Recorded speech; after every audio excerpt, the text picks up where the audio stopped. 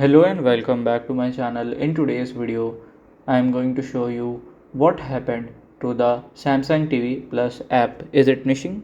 So let's get started.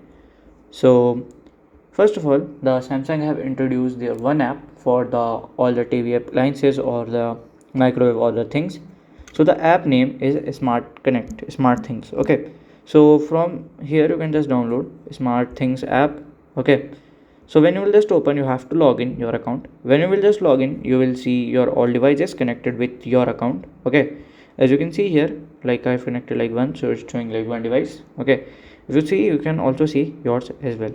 So if you see devices, you can see here devices, you can live and you can set routine and you can do everything from here. So this is the Smart Things app. You can do download and install and use it. So if you found this video helpful, make sure you like, subscribe and share the video. And if you have any question, you can let me know in my comment section. And thank you for watching.